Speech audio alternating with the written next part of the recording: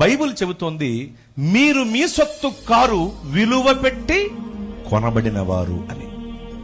పాపమనే దాస్యపు కాడి క్రింద నలిగిపోతున్నప్పుడు, పాపపు దాస్యపు శృంఖలములలో మనము చిక్కుకుపోయి ఉన్నప్పుడు, అధపాతాళానికి దిగజారిపోయే పరిస్థితిలో మనం కొట్టిమిట్టాడుతున్నప్పుడు, కోట్ల కొలది దూతలను, 24 పెద్దలను, 4 జీవులను, వాళ్ళందరూ చేసే స్తుతినాదాల ధ్వనిని, సమీపించరాని తేజస్సును, సమస్త అధికారములను, పరలోక మహిమను, సింహాసనంపై కూర్చునే భాగ్యాన్ని సమస్తమును విడిచిపెట్టి కేవలం మన కొరకు నరావతారిగా, శరీరధారిగా భూలోకానికి యేసు ప్రభువు వారు వచ్చి సిలువలో బలి అయి మన కొరకు రక్తమంతా కార్చి, ఈ రక్తము అనే క్రయధనంతో మనల్ని కొన్నారు. దేవునికి మహిమ కలుగునుగాక.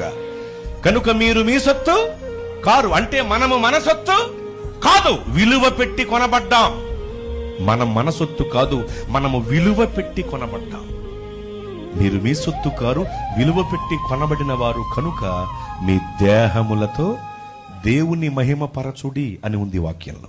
కొంతమంది యేసయ్యని కులపరమైన దేవుడు అంటున్నారు. యేసు ప్రభువు వారు కులపరమైన దేవుడు కాదు. ఒకవేళ యేసు ప్రభువు వారే గనుక కులపరమైన దేవుడైతే, నిష్టగల చాత్తాధ శ్రీ వైష్ణవ కుటుంబములో పుట్టినవాడనైన నేను, రామానుజ గోత్రీయుడైన నేను, రామానుజ మత సిద్ధాంతాలు అవలంబించిన వాడనైన నేను, మా నాన్నగారిని స్ఫూర్తిగా తీసుకుని కొన్నాళ్ళు పౌరోహిత్యం చేసినటువంటి నేను వైష్ణవయాన్ని విడిచిపెట్టి క్రైస్తవయంలోనికి రావలసిన అవసరం ఉండేది కాదు. యేసయ్య కులపరమైన దేవుడు కాదు. మొట్టమొదటిగా మన ఇండియా దేశంలో యేసు ప్రభు వారిని అంగీకరించి బాప్తిస్మం పొందింది 5 కేరళ బ్రాహ్మణ్స్ అని మీకు తెలుసు.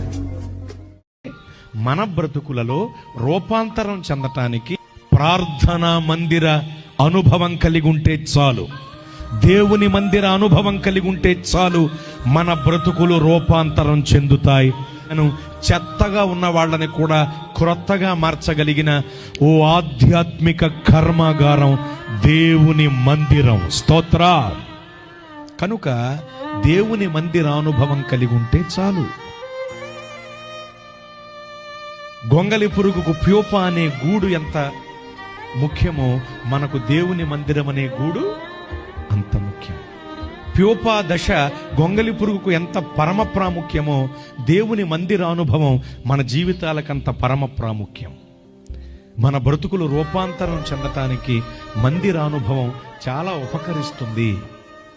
ప్రియులారా, మీరు మానకుండా దేవుని మందిరానికి వస్తున్నారా?